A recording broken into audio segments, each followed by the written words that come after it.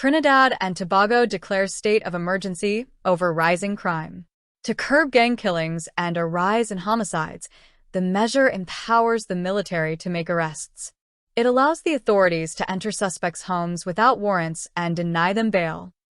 Two men in spectacles sit in front of a large screen at a table with microphones, bottled water, glasses, and a banner that says, Ministry of National Security. Acting Attorney General Stuart Young, left, and National Security Minister Fitzgerald Hines announced the state of emergency in Port of Spain, Trinidad and Tobago, on Monday. The government of Trinidad and Tobago, facing an alarming rise in violence, including retaliatory gang killings, on Monday declared a state of emergency. The measure empowers the military to make arrests and allows the authorities to enter suspects' homes without warrants and deny them bail. The state of emergency in the Caribbean country, the first for crime in more than a decade, was announced by the acting Attorney General, Stuart Young, at a news conference in Port of Spain, the capital. It comes as the government has been increasingly criticized for failing to stop a wave of gang-related killings.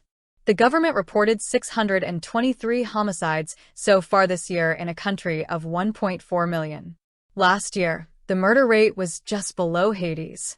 The National Security Minister, Fitzgerald Hines, who also attended the news conference, said the killings had become an epidemic and public health concern.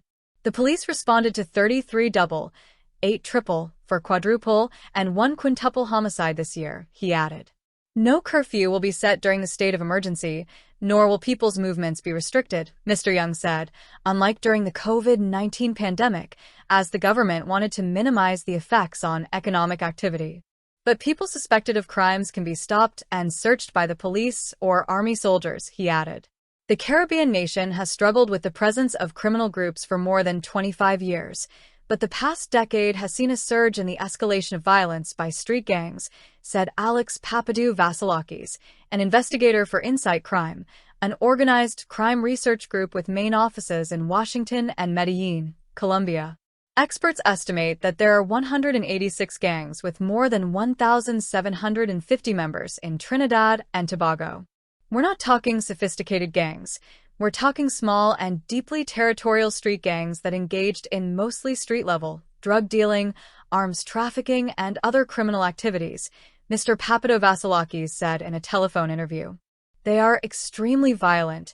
An overhead view of homes nestled amid lush trees, with multi-story buildings in the distance. Port of Spain, the capital of Trinidad and Tobago. The government reported 623 homicides so far this year in a country of 1.4 million.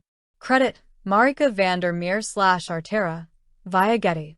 Tit-for-tat killings have also contributed to the death toll, he said. The previous record for the number of homicides was in 2022, he noted.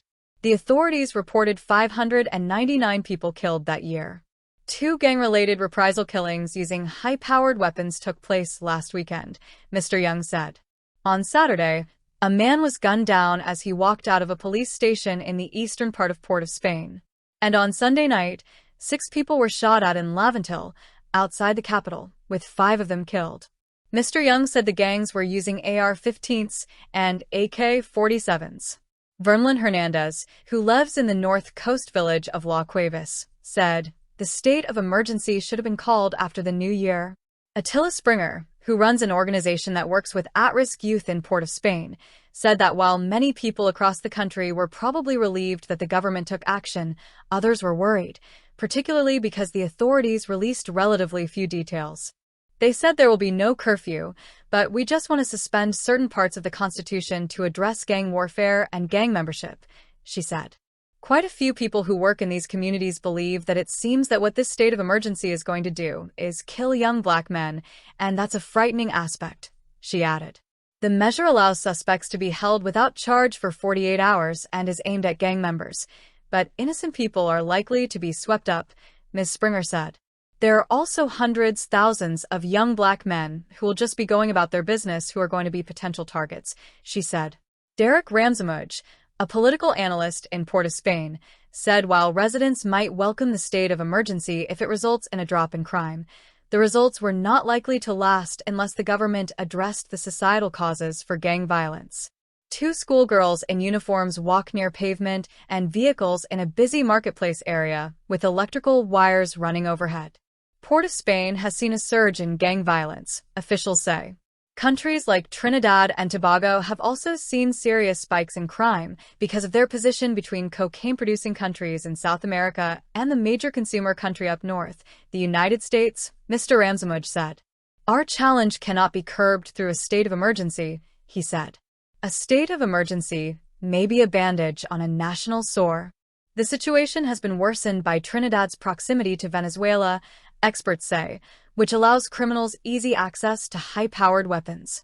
In April last year, the Caribbean Community of Nations held a symposium on crime, and one of the recommendations was to engage the United States government about the guns from American manufacturers that were illegally entering Caribbean countries and fueling violence and gang activities. A former national security minister and retired police commissioner from the opposition party, Gary Griffith, also said that the state of emergency would not solve rising crime. He noted that the government now in power had criticized a similar measure tried by the opposing People's Partnership Coalition administration, which lasted 106 days in 2011, saying it reeked of a double standard and hypocrisy. That state of emergency had been limited to a few crime hotspots in the country. A state of emergency is and should not be used as a crime-fighting tool, he said. It is a stopgap measure. A correction was made on December 31, 2024. An earlier version of this article misspelled the surname of a political analyst in Port of Spain, Trinidad and Tobago. He is Derek Ramzamuj, not Ramsaraj.